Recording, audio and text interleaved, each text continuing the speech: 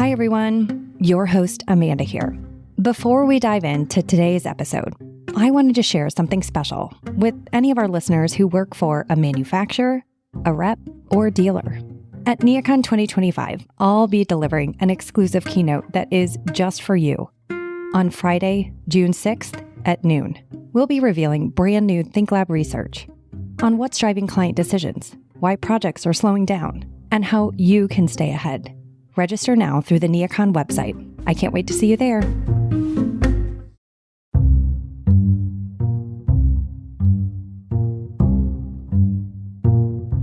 Welcome to Season 7 of Design Nerds Anonymous, the podcast that sparks curiosity at the intersection of business and design. I'm your host, Amanda Schneider. Now, this season, we're looking beyond our industry, exploring bold strategies from unexpected places to rethink how we engage and connect. And today, we're diving into the future of sales with someone who's been at the forefront of AI-driven selling. Ask anyone in this industry, whether they're selling a product or a service, and they'll probably tell you the same thing. I've heard this a lot. I can be the rep that I was in 2019, out face-to-face building relationships, or I can be the rep I was in 2021, wickedly responsive behind a computer. What I can't be is both at once. And yet some days it feels like exactly what's expected. With expectations higher than ever, staying competitive isn't about choosing between in-person or digital. It's about mastering both. The firms, reps, and brands that win won't be the ones working harder. They'll be the ones working smarter. That's where AI comes in. Now, I want to believe that AI isn't here to replace you. It's here to help give you back some time, to automate or accelerate the mundane so that you can focus your human efforts on what really moves the needle, building relationships and growing your business. The reality? AI won't take your job, but I want to challenge that the competitor who uses AI to scale their time might just take your project. We'll be giving you actionable strategies to combat that today. So in a few minutes, you'll meet Chad Burmeister. He's the host of the AI for Sales podcast, which I would encourage you to tune into, and a leader in helping sales teams use AI to work more efficiently without losing the human touch. As Director of Business Development at Informatica and founder of BDR.ai, Chad has helped many professionals collapse a year's worth of work into minutes. We'll break down what AI can actually do for you today, how it makes scaling your time easier, and why those who embrace it will be ahead in 2025. The best part? It's simpler than you think. We'll be right back after this short break.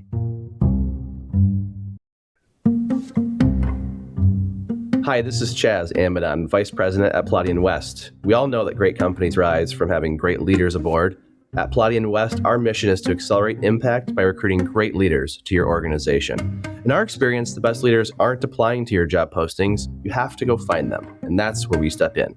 With 2 decades of work in the industry, we specialize in expert executive search across the commercial interiors ecosystem, manufacturers, dealers, design firms, and more.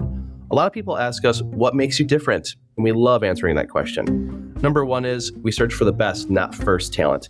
We'll work long and hard to find that 360-degree fit, not just a fit on paper. Second, we bring you industry insights, such as pay benchmarking and talent trends, so you can make informed decisions about running your business. And third, our favorite, is that we believe recruiting is human. We harness a high-touch approach with our clients and every candidate we work with. Just ask some of our partners in the industry we've worked with for over 10 years. Relationships are at the very core of what we do. So if you're considering the next big addition to your team, one that accelerates impact in your company, we hope you call us at Palladian West to be your partner. Thanks for sticking with us.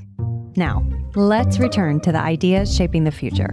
All right, let's meet Chad.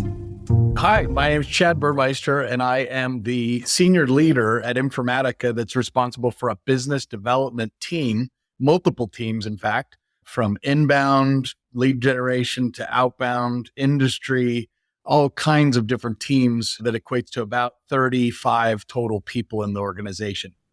I also am the host of the AI for Sales podcast, where I've had over 200 guests over the last 6 years. I'm the author of a book called AI for Sales, How Artificial Intelligence is Changing Sales. And that was written 5 years ago, like I say, before AI was cool. Good to be here today with you, Amanda. That sounds amazing. Our audience is a largely B2B audience. And I'm going to pick on you a little bit here to get us warmed up. There's a couple of phrases in your podcast and on your website that I picked up. One of them says, in sales, time kills deals. In AI for sales, AI kills time.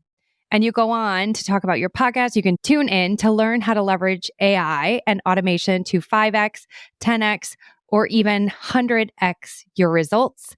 And it goes on to say even more, gain a deeper understanding of how AI can literally take a year of your work and collapse it down to minutes. I want you to convince me of this because we have a very complex sales process. It's B2B, it's large projects, and that is some big claims. But you obviously believe in AI. So talk to us a little bit for leaders who aren't using AI yet or teams that aren't using AI yet. Why should they be doing this? And how can AI improve their sales process? That quote that you shared is from Dr. Joel Laban, and he was formerly with the University of Houston Sales School, and he moved to the East Coast where he now is at the only MBA for salespeople in the country. He read the book cover to cover twice before he made that quote. And all the different technologies that we outlined, from quote generation to finding people through data, to generating an email that's personalized, all these different tools, that's what he was able to condense it down to. In sales, time kills deals. In AI for sales, AI kills time. And that's what I'm seeing. Months down to minutes, weeks down to hours. It's just such a hugely beneficial way to attack a territory. I've been in B2B sales my entire life as well. I really have not done B2C at all. So Airborne Express, FedEx right out of college. And if I think back then, let's think about what automation did for us.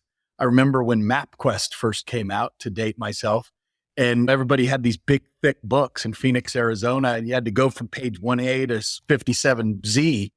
I was like, how am I going to get to that appointment?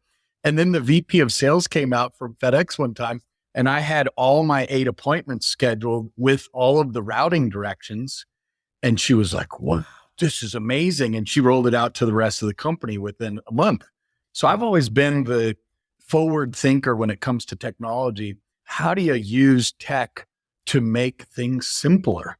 Another example with Airborne Express, just to go back, because I think it's important to compare those times to the times we're in now.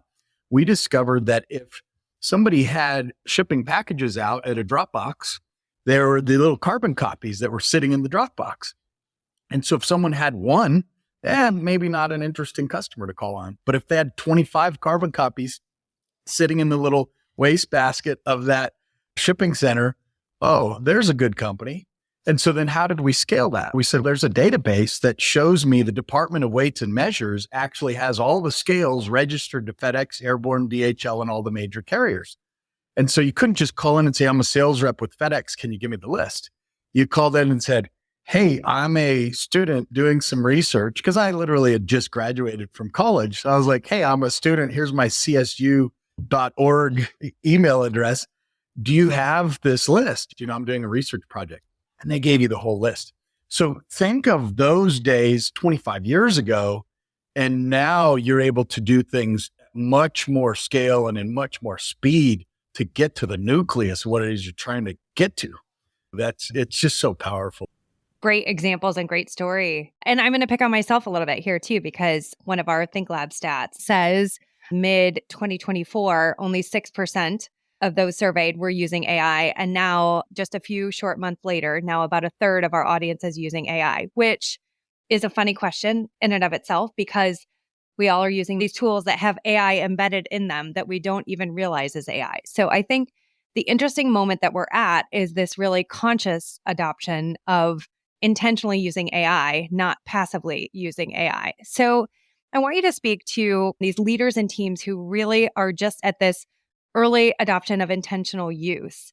What do you think is the first best step for them to take? Where do they even get started if they're not intentionally using that today? Well, think about Jeffrey Moore Crossing the Chasm. And if you haven't read the book, go back and buy it. It's probably from 2005 or something. But there's the early adopters, the early majority, the late majority, and it walks you through. If you're waiting for AI to show up in your Google email, yeah, it'll be there. And then you will have missed an opportunity where you can be different and better than every other competitor that's out there. So to that question of where could I use AI that not everybody else is already using AI, there's several areas. I call it the 3Ds: data, digital, and dials.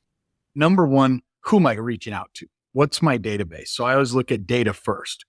There's companies, and then there's contacts within the companies. So one great thing is, let's say I'm setting up a prospecting list for people who are responsible for data governance. Not everybody has data governance in their title when I'm selling Informatica. So I can go in and say, into a ChatGPT login, what are the possible titles in this industry who might be interested in looking at a data governance type solution? And I go, and then it spits out 10. I'll say, please expand to 25 or more. Boom, there's my 25.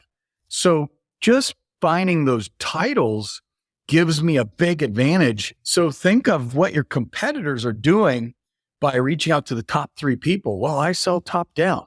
Okay, let's go high, wide, and deep and call all the people at the company, all the C-level, all the bottoms up, manager, director, VP. And ChatGPT can really help you go out and find some white space. So that's just the data part. What companies, what contacts am I calling? The second part is the digital. So in today's world, email is so overused. 1% reply rate, 10% open rate. 10 years ago, it was 30% with a 5 to 10% reply rate. Now you have to send out 1,000 emails to get one hand raiser, and 30 people have just opted out of all future communications from your organization. After too many attempts, the whole company opts out from your email. So what I've found with teams of 30, 40, 50 people is that the people who were only doing email as a strategy were missing and leaving half of their database out. So LinkedIn has been a very big tool. They have a lot of different laws around LinkedIn. You don't get thrown into spam. You don't have compliance issues with canned spam laws and things like that. So make sure you're looking at the right digital channels, and LinkedIn being one in a B2B world. And then the final is dials. And it's who loves to make a cold call. 1% of people might raise their hand and say, it's awesome, I love it, get me more. But 99% are like, if I have to, and I'm one of those. However, when I use a tool like Connect and Sell, or there's another one called Orem, and there's another one called Nooks, and there's tools out there now that let you call 3 to 5 people at a time and then use AI to get through the system. And by the way, where the AI comes in is, let's not just call all numbers and treat all numbers equally. If this switchboard number works better than a mobile number, we're going to prioritize that. So the smart vendors like Connect and Sell are now starting to say, hey, there's 5 numbers I have for Amanda. She never picks up her cell. So let's call her on her direct number. And by the way, from 3 to 5 on Tuesday is better. So think of all the AI algorithms. You could never train a human any of that. It'd be way too complex. But as these systems get better and better, now you just click a button, you wait 30 seconds to a minute, you get a beep in your ear, and you've got all the relevant data on your screen of what to say and how to say it. So data, digital, dials, and there's AI that's playing a part of all 3 of those areas of an outbound sales process. Amazing. And I love that you mentioned some specific tools that I'm guessing our listeners probably aren't familiar with. And that's just the tip of the iceberg. One of my secret sauce weapons of selling has been my ability to listen to the person on the other side and then send a follow-up email afterwards, because most people just don't do that. So how do you take that superpower that's been developed for 30 years and use Gen AI to help you enhance that so that everybody is equal to my superpower. So at sales kickoff recently, I said, hey, the business development managers, they're doing these calls, and they do a quick 5-minute discovery call, but then are they summarizing it in a way that is consumable by the account executive? You've got an AE with 30 years experience, and you've got a BDR with 2 years experience or 0. And how are they going to summarize what the customer just said? With all these tools like Clary, Copilot, Gong, there's so many tools that can listen to your conversation. What if you just automate it where it says, summarize what it is on that qualification call? What are the top 3 bullets that the rep should care about? Now, when you do a baton handoff, it's just all there. It's handed off in a very mechanized and great way without having to teach the BDR how. They're not going to be able to articulate everything that's in a call. So all these areas can just collapse minutes and make the customer experience that much greater. That's amazing. We talk to a lot of sales reps. Again, sellers in our industry, they might be selling a service like commercial real estate or design services, or they might be selling a product to architecture, design, commercial real estate end users. But what I hear over and over again is I can be the rep that I was in 2019, where I was out and about, shaking hands in front of customers, or I can be the rep that I was during the pandemic, where they were behind their computer the whole time, let's say 2021. They were just wickedly responsive. But it feels to me like my company expects me to be both. And another quick stat is ThinkLab data suggests that while the average rep spent 70 to 80% of their time face-to-face pre-pandemic, today, that number is less than half, with most reps only getting about 40% of their time face-to-face with their clients. Most of them are really struggling to build the same kind of relationships that they had, let's say, in the old sales world before this big disruption happened. We're hitting pause, but only for a moment. Stay with us. Deep Green is a podcast about how buildings can be designed to make our world a better place. In each episode, we tackle climate change, health crises, economic inequality, and much more, all through the lens of architecture and interior design. I'm Avi Rajagopal, the host of Deep Green and the editor-in-chief of Metropolis, a magazine about how architecture and design shape our future. You can listen to episodes of Deep Green on surroundpodcasts.com or wherever you get your podcasts. You're listening to Design Nerds Anonymous. Now let's get back into the details that matter. So, coach our industry through. How can AI help this lack of face time and this struggle to be both of those reps? Yeah, love that question. My prior company that I exited last year called BDR.ai, what that enables you to do is choose your list, send a connection request through LinkedIn, and then automate the follow-up of the conversation with that person to build a trust relationship over time while you're out in the field shaking hands and driving, getting windshield time. So I do have an architecture group that uses the technology called door wall. And this is a good example because door wall is a vertical wall. It collapses up versus sideways. And you would be familiar with the credits to get accreditation in your industry as an architect. So what do? They connect with people. Hey, I see you're in the architecture industry in the Northeast, Boston and surrounding areas. And let's connect. And then it waits 2 or 3 days, again, while you're doing whatever it is you want to be doing. And it's acting as you. And it says, hey, Amanda, I'm glad we connected. You haven't heard, we do continuing education credits. I'd be happy to have either myself or one of our team come out and do one on site, or we do them virtually.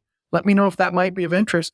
And I'm just adding value. I'm not selling you the door wall system. It's just, wouldn't you benefit? And you would be surprised. There are so many flood of replies in this. And he came from a technology background, and now he's in architecture and engineering. So a lot of the things we learn in tech sales can absolutely be applied to your listeners. I love that. That's a great example. That probably will hit home for a lot on the product side.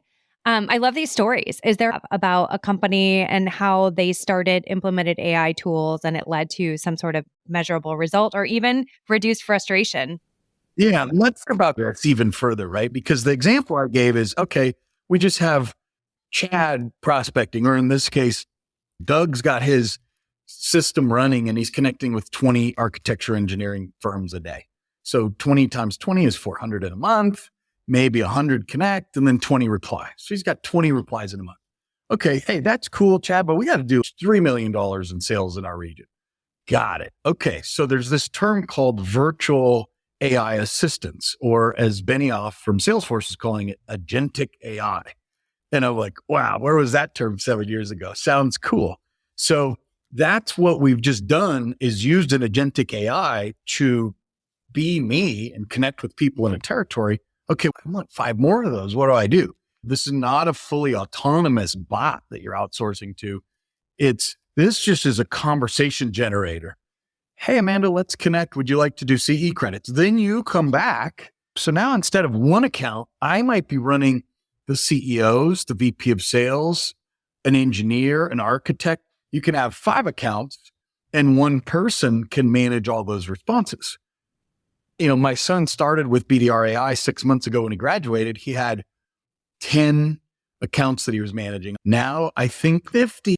So one person running replies on outreach, that's a scalable engine at $100, $200 a month for a user instead of $5,000 to $7,000 for a human being to be in that position. You don't need as many BDRs and SDRs as you used to have to get because of this agentic AI. So the elephant in the room is, okay, what happens to all those amazing SDRs and BDRs? There's always in sales, human touch roles that are going to be required, qualification. There's so many other areas that, just like people used to say, the internet's going to outsource everything. AI is going to take all the jobs. Nah, it generates a lot more jobs than it takes. There's a great piece by Forrester that was originally published, I want to say around 2017. And I listen to it at least once a year just to refresh because it was so good then and it's still true now. It's called The Death of the B2B Salesman. So terrible title, doesn't make B2B salesmen want to listen. However, I think it's a great listen and it's saying exactly what you're saying, that we're going to need less of them. But I think what it means overall is there's going to be opportunities to repurpose what humans do best. And we've all heard the threats like AI is going to take your job, to which I always reply, AI is not going to take your job, but the person using AI is going to be the one that gets hired over you. So I think that's a real call to action for all of the sellers in our industry. Exactly. And the other part of that is, what other areas does that put pressure on you as a human? What value do I add as a human? And someone recently told me, imagine going to a basketball game played by robots. And it's like they can jump higher, they can dunk, they can do anything you want to program it. Who would go to those games? Maybe once I'd be like, wow, that's pretty cool, but I don't think I'm going to go see that again. You want to talk to and interact with the people. So when Joel Laban, that I told you about earlier, when he ran the scenarios of all the things that a seller does, the building trust components are the ones that are generally allocated to an actual human. Now, sure, a follow-up on time with the proper recap of the conversation, that builds trust. So you can't say, I can't build trust, but there's a lot more involved in the human-to-human conversation. So what I've done for 18 months is invested in a masterclass of communication skills. So when you're speaking with someone, can you pace and match effectively? Can you watch what's going on in the environment and listen? Are they a see, hear, feel kind of a person? There's just so many things that we can now focus on because the technology is going to do more and more over there. Let's just be better communicators and better human-to-human connections than we've ever had. That's what should be exciting about this. All of the examples that you've given so far have been about really leveraging technology to scale that human time. They've all been about getting you to that starting point, but at some point, similar to your basketball example, when they meet a person, they actually want that to be a real human. And that is where these reps shine. And so maybe it's just doing that upfront weed out, rather than using a phone book or looking in the trash can for those FedEx receipts, it's weeding you through a lot of that process to really set you up for where a human is needed and a bot just can't step in. Yeah, that's exactly right. It's just an exciting time. I just went to sales kickoff in Vegas recently, and the chairman of the board spoke and said, "Hey, I used to work for this little company that you may have heard of from Seattle called Microsoft." And he said, "We are at the beginning edge of AI. Just hang on for the ride. This is not a small market potential." When I've had some people on the show, I said, "Is this bigger than the internet?" And they say, "No, this is actually bigger than electricity. This is not just an internet move, but this is a much more exponential impact on what we can do as humans." Which is exciting. And I guess I want to talk about investments. There is an overwhelming amount of tools out there. I often have people ask me, what tools do you recommend? We want to get started. We want to explore this. What tools do you recommend? And to that, I often say, it depends what problem you're trying to solve. We're not trying to fit the tool into the company. We're trying to solve a specific problem. Yet at the same time, a lot of these small or mid-sized businesses, some of the businesses in our industry might be one person, might be 3 or 4 people in an independent rep group. They don't necessarily have large budgets or internal technical expertise at the ready for them. So to those small or mid-sized companies that just are trying to figure out where to start, knowing that their goal is scaling that human time, what would be your advice to them? Where do they start? The first thing you want to do is, what's my biggest business problem? And then go find the solution to that problem. But assuming it's, let's optimize for more face-to-face seller time. The other example I like to give is that my brother's an anesthesiologist. My brother-in-law is a radiologist. These are highly paid professionals that are good at what they do. Imagine sending a radiologist or an anesthesiologist out to the parking lot saying, "Hey, Todd, good news. You get to go find patients today. It's going to be amazing." And he's like, "No, wait, I'm supposed to do my anesthesiology work." And that's what we're in fact doing when we take on too much manual processes. So it's back to data digital dialogues. Who am I calling? Can I collapse that list of people who are actually right in my ideal customer profile? There's a lot of vendors out there. There's a new one in technology right now called On Fire. There's probably 2 or 3 competitors, but they will track who's talking about the pain that you solve in the market across all these different social media channels. So how cool is that? Most of these companies were like, we think that company's searching for something that you sell, but we're not sure who, and we're not really sure. Now they can actually say, "Oh yeah, Amanda's searching for you right now. You should go out and say, hey, we happen to be able to solve that pain." So build your list and be specific about it, and then figure out what tools you can use. BDR AI, there's Buzz.ai is a big one. They have thousands of customers that do email, SMS, even phone voicemail drops, I think, are coming out in the latest one. I'm also excited by there's starting to be phone conversational AI now that can call, "Hey, Amanda." And then it's 3 seconds later, and there's still a little bit of the walkie-talkie effect. So close, but no cigar, but that gap will close. And then imagine when you can program everything under the sun about the customer, the products, competition. So if the bot calls you in the past, it's get me to a person. I don't have time for this. In the not too distant future, you're going to actually want to talk to the bot because they're going to have all the information, and a human can never have all the information. That's pretty, that's pretty profound to think about. Yeah. And it's probably a year away, 2 years away that we'll be there. And that's where Informatica comes in, because underneath all of that really cool, fancy AI on top, if you don't have your data governed and integrated across all the apps, a single version of the truth, your AI is going to make some bad decisions and get you into some deep trouble. Yeah. And I want to talk about that data piece a little bit. So we've been talking to the individual sellers, or maybe someone who's strategizing to help these sellers use their time more efficiently. As we look at pain points that AI could help us solve, most of these companies do have pretty robust CRMs and the sales reps are putting things in there, but they're not often getting much back. I was in a workshop with a product manufacturer a few weeks ago, and their head of sales was like, I put this stuff in this system all the time, but is anybody even reading it? And the CEO was in the room and was like, I read everything you put in there, literally. But I didn't get the impression, nor do I with most of the companies I work with, that we're doing a really effective job of leveraging the data that we have to mine the insights. If you're an AD firm and you're always winning hospitality projects, but you're always blowing it with all the corporate pitches, maybe we should double down over here or dig into the data to find out why we're losing.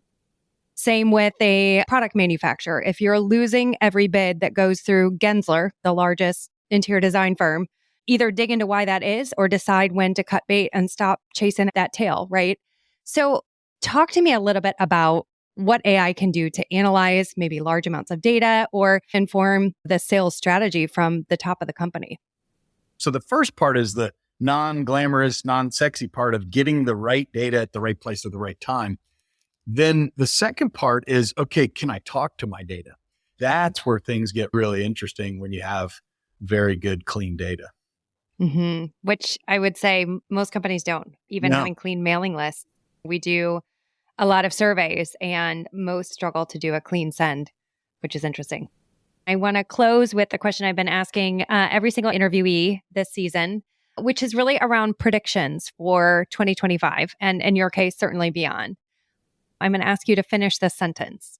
Companies that get ahead in 2025 will do this one thing when it comes to AI and sales. What would that one thing be? Embrace the technology, be open to learn and flexible to new ways. And the good way to do that is probably finding someone, a bleeding edge thinker that can come in and challenge the status quo. Think of the change that's going on in massive ways. That's what you have to think about when it comes to AI.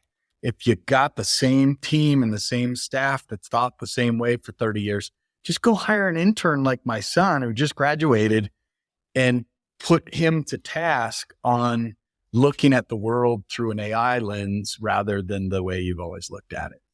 I would say that's a huge challenge for our industry. We estimate that the average seller is probably in their mid 40s today in our industry. The average designer that's picking the products is probably 26. They fundamentally think differently. So I told you that was the last question, but I have one more for you. If you were a sales manager, which you are, how do you help navigate the hesitancy and the fear and the truly the floor is the sky and the sky is the floor thinking that has to change for these experienced, relationship-driven, analog-driven sales reps to really figure out how to connect in this wild, wild west of a new era? So one of the most amazing leaders that I've known for 10 years, he does it in the way that you used to have to do it. So Excel spreadsheet, columns and rows, this merge field maps up to that one. And it works for him. Trying to scale that to other people is very difficult. So taking all of that IP of how he writes his email or LinkedIn outreach and putting it through an AI engine to say, okay, that's cool that it took you 7 hours and you started at 5 and ended at midnight. What if we could do it in 10 minutes? And let's take one use case and blow it out to the entire population. So as a leader, it's your role to know what's possible with AI and then apply it to the way that things have traditionally been done. And that's a good example because I know it's the right thing and I'm 100% positive of that. You've shown it. How do I scale that? That's where I just need to use the AI crowbar to be able to scale it. I like the AI crowbar. That's great. I really think there's a lot of value in your podcast, in your book. I would love for you to just invite our listeners to follow the work that you're doing because I think it's very relevant. Yeah, I guess my ask would be if you know anyone who should be on the podcast, send them my way. It's called AI for Sales on any major podcast provider from Apple to Google to all of them. If you just Google it, AI for Sales podcast, it'll pop right up to the top. And if you know anyone who has a use case like we've been talking about today, I love to just get them out to the world. Anyone and everyone that use AI, I'd love to have on the show. I do post on LinkedIn. So my LinkedIn handle is just my full name /Chad Burmeister. Perfect. They'll find you there. And I certainly would love to see someone from our industry take the forward-thinking AI stage. So I'll throw it out. If anyone wants to reach out to me, I'm happy to connect you to Chad myself.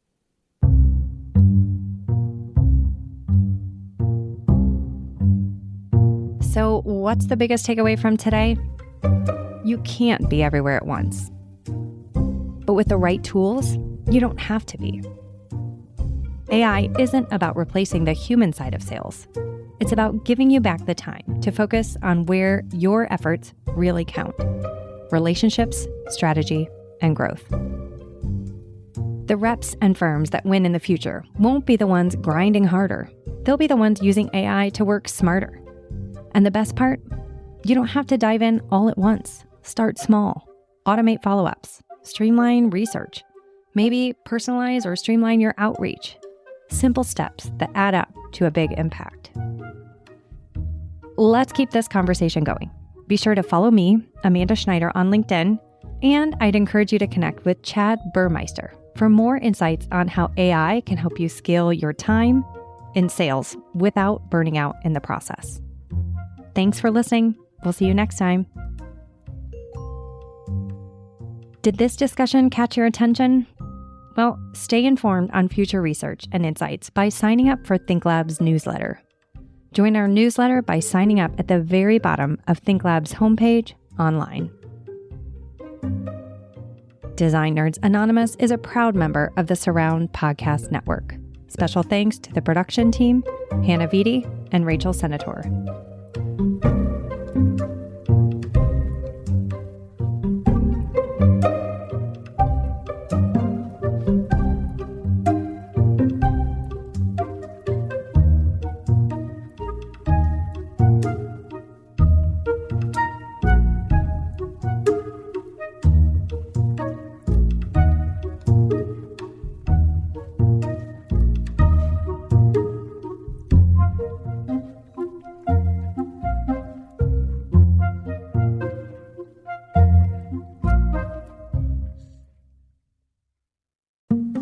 Join the conversation on Design Nerds Anonymous.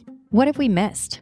Are you doing something spectacular to lead the phygital revolution? If so, I want to personally invite you to call our hotline, share your thoughts, and who knows, you could be featured on social channels or possibly even a future podcast episode. Simply call our hotline at 917-934-2942 and make your voice heard.